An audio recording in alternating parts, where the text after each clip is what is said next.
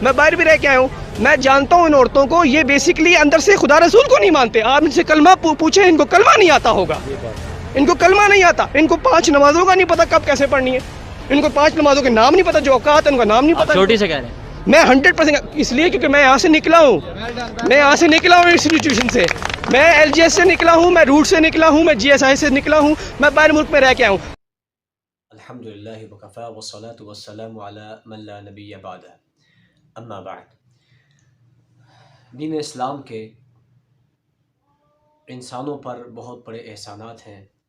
اور انسانوں میں مرد اور عورت کے اوپر علیحدہ اگر ہم دیکھیں تو دونوں کے لیے دین اسلام نے بہت خوبصورت احکامات بیان فرمائے ہیں، اور دونوں کے حقوق اور ذمہ داریاں متعین فرما دی ہیں. خاص طور پر عورتوں کے حوالے سے بہت بڑا یہ پروپیگنڈا کیا جاتا ہے، اور میڈیا کے اوپر اس بات کو عام کیا جاتا ہے کہ دین اسلام نے عورت کے ساتھ کوئی ظلم کیا ہے. اور اسی ایما پر بعض لوگ جو ہیں وہ سڑکوں پہ نکلتے ہیں اور مظاہروں میں شریک ہوتے ہیں، اور ایسے ایسے عجیب و غریب نعرے لگاتے ہیں، اور ایسی بیہودہ وہاں پر انہوں نے پلے کارڈ اٹھائے ہوتے ہیں جو کہ قطعاً کسی بھی مسلمان کے شایان شان نہیں. یا خاص طور پر اسلامی مملکت کے اندر ایسے لوگوں کا اس طرح باہر نکلنا اور اس طرح سے مظاہرہ کرنا اور اس طرح کے بیہودہ نعرے لگا کر اور بیہودہ قسم کی گفتگو کر کے وہ ایک اسلامی مملکت کے اندر کیسے رہ سکتے ہیں، اس بات کی ہمیں آج تک سمجھ نہیں آئی. اس ریاست کو ہمارے حکمران یہ بات کہتے ہیں کہ یہ ریاست مدینہ ہے، اور ریاست مدینہ کے اندر دارالحکومت کے اندر اسلام آباد کے اندر ایک اہم ترین مقام پر ایک مظاہرہ ہوتا ہے، اور اس میں انتہائی گھٹیا قسم کے نعرے لگائے جاتے ہیں، انتہائی گھٹیا قسم کے پلے کارڈز لکھے جاتے ہیں، بینر لکھے جاتے ہیں، اور ان کو لے کر چند حیا باختہ عورتیں جو کہ عورتوں کے نام پر دھبہ ہیں وہ باہر نکل آتی ہیں، اور وہ یہ کہتی ہیں کہ ہم عورتوں کے حقوق کی جنگ لڑ رہی ہیں. در حقیقت وہ عورتوں کے حقوق کی جنگ نہیں لڑ رہی، در حقیقت وہ بے حیائی کو عام کرنا چاہتی ہیں، وہ در حقیقت فحاشی اور یانی کو عام کرنا چاہتی ہیں، شیطان کی مرضی کے مطابق چلنا چاہتی ہیں، عورتوں کو جہنم کی طرف لے کے جانا چاہتی ہیں. نبی کریم صلی اللہ علیہ وسلم نے اس بات سے ڈرایا تھا، فرمایا کہ ما ترکت فتنة اضر علی الرجال من النساء، میں نے اپنی امت میں اپنے امت کے مردوں کے لیے عورتوں سے بڑھ کر کوئی فتنہ نہیں چھوڑا ہے. سب سے بڑا فتنہ اس امت کے اندر اگر کوئی ہے تو وہ عورتوں کا فتنہ ہے. وہ اس اعتبار سے کہ عورتیں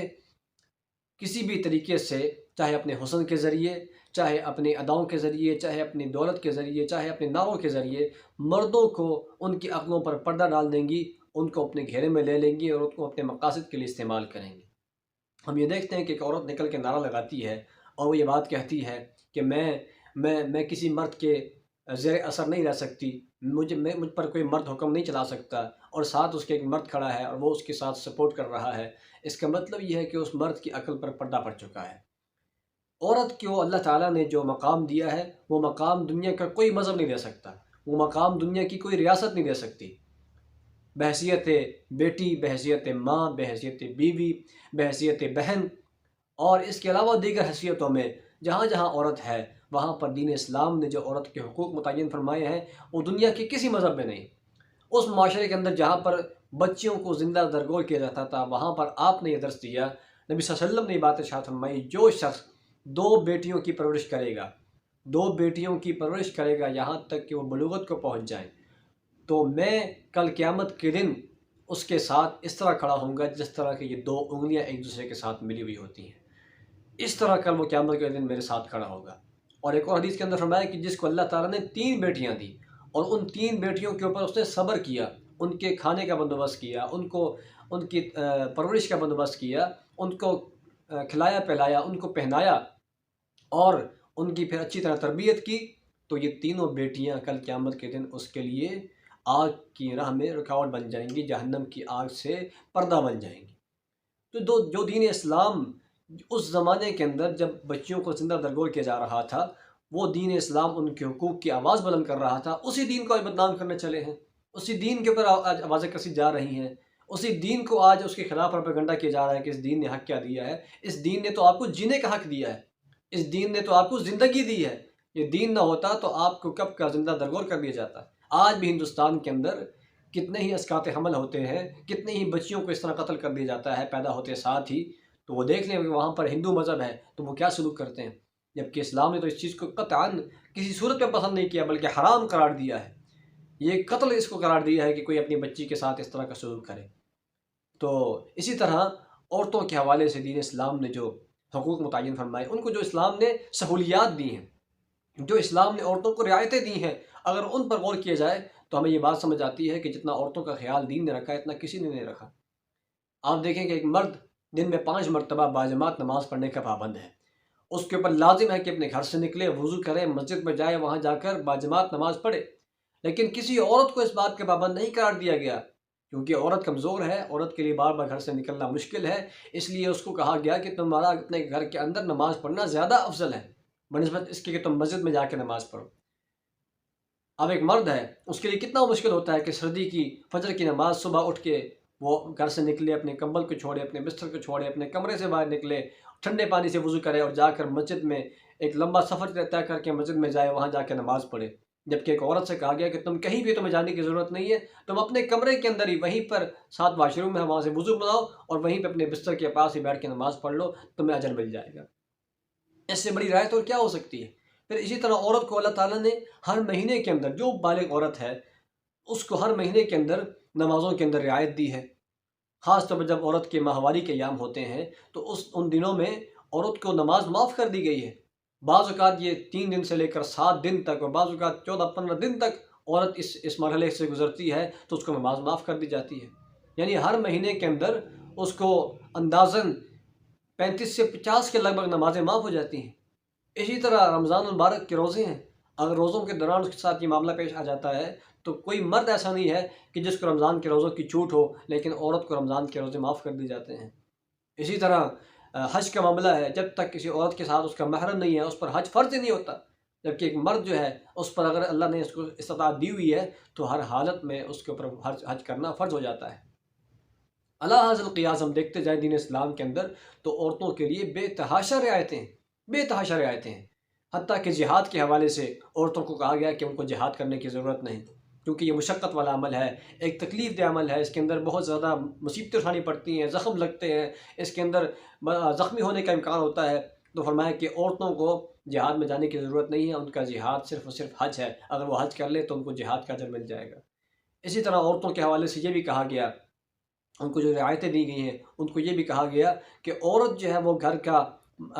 کا خرچہ چلانے کی پابند نہیں ہے. مرد کو کہا گیا کہ تم نے عورت کا خرچہ چلانا ہے. الرجال قوامون علی النساء بما فضل اللہ بعضهم علی بعض وبما انفقوا من اموالهم. جو مردوں کو اللہ تعالیٰ نے عورتوں پر درجہ دیا ہے، جو ان پر حاکم بنایا ہے، اس کی بنیادی وجہ یہ ہے کہ مرد عورت پر خرچ کرے گا. مرد عورت کے نان نفقے کا ذمہ دار ہے، اس کے خرچے کا ذمہ دار ہے. عورت کو اللہ تعالیٰ نے بالکل بھی ذمہ داری نہیں دی، کیونکہ عورت کمزور ہے. باہر نکل کر اس کے لیے کمانا، باہر نکل کر اس کے لیے محنت مزدوری کرنا، اس کے لیے جاب کرنا، اس کے لیے کوئی اور مشکل کام کرنا انتہائی سخت ہو سکتا ہے، انتہائی تکلیف کا باعث ہو سکتا ہے. جبکہ مرد کو اللہ تعالیٰ نے کہا کہ تم مزدوری کرو، تم جاب کرو، تم کچھ بھی کرو، تم خون پسینہ اپنا بہاؤ، لیکن اپنے گھر والوں کو لا کے تم نے کھلانا ہے. تو عورت کو اس کے ماتحت کر دیا اور مرد کو ذمہ دار بنا دی کہ تم نے اس کا خرچہ پورا کرنا ہے. تو آج ہم پتہ نہیں کیا ہمارے ذہنوں کے اندر بات پیدا کی جا رہی ہے کہ مرد جیسے عورت کا دشمن ہے، اس کو بند کر دیا گیا ہے، اس کو جو ہے گھر میں قید کر دیا گیا ہے. عورت کو قید نہیں کیا گیا، عورت کو گھر کی ملکہ بنایا گیا ہے، عورت کو گھر میں عزت دی گئی ہے. اس عورت کی کیا عزت ہے جو باہر نکل کر وہ کسی اسٹاپ کے اوپر کھڑی ہے اور وارڈن بنی ہوئی ہے، یا کسی چوک پہ کھڑی ہے اور وہاں پر اشارے پہ کھڑے ہو کے وہ وہاں پر کوئی چیز فروخت کر رہی ہے، کسی ریڑھی پہ کھڑی ہے، وہاں پہ کوئی چیز وہ فروخت کر رہی ہے یا سمیں بیچ رہی ہے. ہم نے دیکھا ہے ایسے کہ بعض عورتوں کو، لڑکیوں کو، نوجوان لڑکیوں کو بعض کمپنی والوں نے، جو ہماری ٹیلی کام کمپنیاں ہیں، انہوں نے سمیں دے کے کھڑا کر دیا، جی آپ چوک پہ کھڑے ہو کے سمیں بیچیں. یہ کوئی اچھا کام ہے؟ یہ کوئی عزت والا کام ہے؟ یہ تو ہم نے خود اپنے گلے مصیبت کو لگا لیا ہے. کتنے ہی ایسے مشقت والے کام ہیں جو مرد کرتے ہیں، عورت نہیں کر سکتی. مزدوری کرنا مرد کا کام ہے، بوجھ اٹھانا مرد کا کام ہے، سخت ترین محنت مشقت والے کام کرنا یہ مرد کا کام ہے، عورت یہ کام نہیں کر سکتی. عورت کو کہا گیا کہ خالی تم اپنا گھر سنبھال لو، یہی تمہارے لیے بہت ہے. تو اسلام نے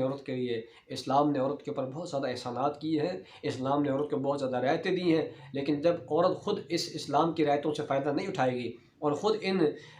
جو اسلام کی طرف سے اس کو حقوق ملے ہیں ان سے جان چھڑائے گی تو پھر کیا ہوگا؟ اپنے اوپر وہ خود مصیبتیں مسلط کر لے گی، اپنے اوپر وہ خود ایسی ذمہ داریاں ڈال لے گی جس کو بعد میں وہ پورا کرنا اس کے لیے مشکل ہو جائے گا۔ تو یہ سب کا سب پروپیگنڈا ہے، سب کے سب جھوٹ ہے، سب کے سب فراڈ ہے، اور عورتوں کو گھروں سے نکالنے کی سازش ہے، خاندانی نظام کو تباہ کرنے کی سازش ہے۔ ایسی عورتوں کا جو عورتیں اپنے خامدوں کو نہیں سنبھال سکیں، جو عورتیں اپنے گھروں کو نہیں سنبھال سکیں، جو عورتیں طلاق یافتہ، یا جو عورتیں جن کو ان کے خامدوں نے دھتکار دیا، اب وہ چاہتی ہیں کہ جس طرح ان کے گھر برباد ہوئے ہیں وہ دیگر عورتوں کے گھر بھی برباد کر لیں۔ ایسی عورتوں کے خلاف ہم نے جہاد کرنا ہے، ایسی عورتوں کو ہم نے بالکل بھی کامیاب نہیں ہونے دینا ہے، اور جو دیندار عورتیں ہیں ان کی فرض بنتا ہے کہ اپنے گھروں کو اچھے انداز سے چلائیں اور اس دین کی تعلیم کو عام کریں تاکہ دین ہمارا محفوظ رہے اور ہمارا خاندانی نظام اس کی بقا رہے۔ اسی طرح یہاں پر ایک سوال یہ بھی اٹھتا ہے کہ ہمارے معاشرے میں یہ بات کہی جاتی ہے کہ عورت بعض اوقات مجبور ہوتی ہے، بعض اوقات ایسے حالات کا شکار ہو جاتی ہے کہ اس کا کوئی کمانے والا نہیں، کوئی مرد نہیں جو اس کو سنبھال سکے، اس کا سہارا بن سکے۔ تو اسی لیے تو دین اسلام کے جو احکامات ہیں وہ اسی لیے تو ایسی بے سہارا عورتوں کو سہارا دینے کے لیے ہیں۔ سب سے پہلا اور بنیادی سہارا وہ شادی کا سہارا ہے۔ اس کا سب سے بہترین حل یہ ہے کہ شادی کی جائے۔ ہمارے ہاں مصیبت یہ بن چکی ہے کہ پہلی شادی کے بعد دوسری شادی کرنا جرم عظیم قرار دے دیا گیا ہے، اور تیسری شادی کرنا تو اس سے بڑا ظلم ہے، اور چوتھی کرنا تو یہ تو اپنے آپ کو کسی مصیبت میں ڈالنے کے مترادف سمجھا جاتا ہے۔ جب ہم نے خود شادیوں کو اس کو شادی کا جو سنت ہے اس کو چھوڑ دیا تو اس کا اثر یہ ہوا کہ عورتیں بے سہارا ہونا شروع ہو گئیں، ورنہ ایسے ہو ہی نہیں سکتا۔ کتنے ہی ایسے مرد ہیں جو ایک وقت میں 4 عورتوں کو افورڈ کر سکتے ہیں، 4 عورتوں کے اخراجات کو چلا سکتے ہیں، لیکن کیا ہے، صرف معاشرے کی باتوں سے بچنے کے لیے، لوگوں کے طعنوں سے بچنے کے لیے وہ شادی کی طرف نہیں آتے۔ تو یہ تو ہمارا اپنے معاشرے نے گند پیدا کیا ہوا ہے۔ ہمارے ذہنوں کو تبدیل کرنے کی ضرورت ہے کہ جو لوگ اللہ نے ان کو اتنی استطاعت دی ہوئی ہے جسمانی اعتبار سے، مالی اعتبار سے، کہ وہ 2 شادیاں کر سکتے ہیں، 3 کر سکتے ہیں، تو ایسی عورتوں کا سہارا بننے کی ضرورت ہے۔ نبی صلی اللہ علیہ وسلم کے جو اسوہ حسنہ ہمارے لیے اس میں کیا ہے؟ انہوں نے کیا کیا تھا؟ صرف ایک کنواری عورت سے انہوں نے شادی کی، باقی جتنی عورتیں تھیں ساری کی ساری بیوہ عورتیں تھیں یا متعلقہ عورتیں تھیں، ان کا آپ سہارا بن گئے، ان کو آپ نے ان کا خرچہ فراہم کیا۔ کوئی ایسی عورت نہیں تھی جو وہاں پر مجبور ہوتی ہے اور خود باہر نکل کے اپنا پیٹ پالنے پہ مجبور ہوتی۔ یہ تو انہی عورتوں کا کیا دھرا ہے جو کہ لوگوں کے خاندان تباہ کرتی ہیں، لوگوں کے خاندان کو برباد کرتی ہیں، ان کو طلاقیں دلواتی ہیں، عورتوں کے ذہن خراب کر کے میڈیا کے ذریعے عورتوں کے ذہن خراب کیے، اور پھر وہ عورتیں طلاق دینے پہ مجبور ہوئیں، خلع لینے پہ مجبور ہوئیں، تو اس کے بعد ان کو کوئی سہارا نہیں ملا۔ تو یہ چاہتی یہ ہے کہ جس طرح ہمارے سہارے ٹوٹ گئے ہیں تو باقی عورتیں بھی اس طرح تباہ و برباد ہو جائیں، اور یہی عورتیں سب سے زیادہ دوسری شادی کے خلاف آواز بلند کرتی ہیں، تیسری شادی کے خلاف اس کو بہت بڑا جرم قرار دیتی ہیں، اور ہمارے یہاں قانون بھی بن جاتے ہیں اسی طرح۔ تو ظلم تو یہ ہے کہ اس چیز کو ختم کرنے کی ضرورت ہے۔ سب سے بہترین حل اس عورتوں کی مجبوری کو دور کرنے کے لیے سب سے بہترین حل یہ ہے کہ معاشرے کے اندر زیادہ کثرت جو ازواج ہے، کثرت تعداد جو ہے شادیوں کی، اس کو رواج دیا جائے اور لوگ شادیاں کریں، تاکہ ایسی عورتوں کو جو بے سہارا ہیں، واقعی ایسے عورتیں موجود ہیں تاکہ ان کو سہارا مل سکے۔ اچھا، اگر ایسے بھی نہیں ہو سکتا تو ریاست ایسی عورتوں کی کفالت کی ذمہ دار ہے کہ ریاست ایسی عورتوں کی کفالت کرے۔ کتنی ایسی عورتیں جو واقعی بعض اوقات ایسے ہوتا ہے کہ شادی کے وہ قابل نہیں ہیں، شادی نہیں کرنا چاہتی، تو ان کو مجبور تو نہیں کیا جا سکتا، تو ریاست ان کی کفالت کرنے کی ذمہ دار ہے۔ ریاست ان کا وظیفہ مقرر کرے، ریاست ان کو خرچہ فراہم کرے، ان کے معاملات کو دیکھے، ان کے بچوں کے معاملات کو دیکھے۔ اچھا، اگر ریاست بھی نہیں کر رہی تو اس صورتحال میں کیا ہے؟ اس صورتحال میں جو اس عورت کے خاندان کے لوگ ہیں، اس کے قریبی جو لوگ ہیں، اس کے بہن بھائی ہیں، یا اس کے عزیز و اقارب جو ہیں، یا اس کے قریبی جو دوست ہیں، یا اس کی سہیلیاں وغیرہ ہیں، ان پر ہی ذمہ داری عائد ہوتی ہے، اس کے پڑوسیوں پہ ذمہ داری عائد ہوتی ہے کہ اس بیوہ عورت کے ساتھ، اس متعلقہ عورت کے ساتھ یا مجبور عورت کے ساتھ تعاون کریں۔ کتنی ہی ہم نے ایسے عورتوں کو دیکھا ہے جن کے ساتھ ان کے پڑوسی تعاون کر رہے ہیں، مختلف اسلامی جو تنظیمیں ہیں وہ تعاون کر رہی ہیں، ان کا نظام چل رہا ہے، ان کو بالکل کوئی ضرورت نہیں کہ گھر سے باہر نکل کے کام کریں یا گھر سے باہر نکل کے اپنا روزگار کمائیں۔ اچھا، اگر یہ بھی نہیں بن سکتا اور کوئی عورت ایسی ہے جو باہر نکل کے کمانا ہی چاہتی ہے، ہر حالت میں وہ جاب کرنا ہی چاہتی ہے، تو اس کے لیے جو اسلام نے اصول و ضابطے متعین فرمائے ہیں، سب سے اہم اور بنیادی ضابطہ یہ ہے کہ عورت کوئی ایسا کام نہ کرے جس کو شریعت نے حرام کر دیا ہے۔ مثلا شوبز میں جانا عورت کے لیے حرام ہے، فلم انڈسٹری میں جانا عورت کے لیے حرام ہے، میڈیا انڈسٹری کے اندر جانا عورت کے لیے حرام ہے، اسی طرح کوئی ایسا کام کرنا، اشتہارات میں کام کرنا عورت کے لیے حرام ہے۔ ایسی جگہ پر کام کرنا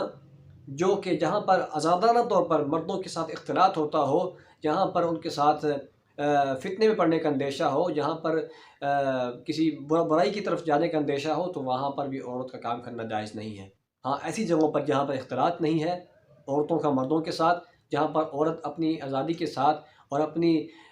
حفاظت کے ساتھ، اپنی عزت اور آبرو کی حفاظت کے ساتھ کام کر سکتی ہے، تو بالکل شریعت اس بات کی اجازت دیتی ہے، وہ اپنا کاروبار بھی کر سکتی ہے، اپنی جاب بھی کر سکتی ہے، لیکن یہ اس کو پرائرٹی نہیں دی گئی۔ اس چیز کو بالکل آخر پہ رکھا گیا ہے، اس چیز کو اتنی زیادہ اچھا نہیں سمجھا گیا کہ عورت، کیونکہ اس کا ذمہ دار پھر بھی مرد کو قرار دیا گیا ہے کہ مرد ہی اس چیز کا ذمہ دار ہے، لیکن پھر بھی اگر کوئی مرد ایسی ذمہ داری اٹھانے کے لیے تیار نہیں ہے اور عورت اپنے کام کرنے پر مجبور ہے، تو اس کے اوپر یہ ذمہ داری عائد ہوتی ہے کہ وہ ایسا کام کرے جس کام میں اس کی عزت بھی محفوظ رہے، اس کی آبرو محفوظ رہے، اس کا کسی مرد کے ساتھ کوئی اختلاط نہ ہو، اور اس کی جو عزت نفس ہے اس پر کوئی حرف نہ آئے، تو بالکل عورت ایسی صورتحال میں کام کر سکتی ہے۔ اللہ تعالی ہم سب کو سمجھنے کی توفیق عطا فرمائے۔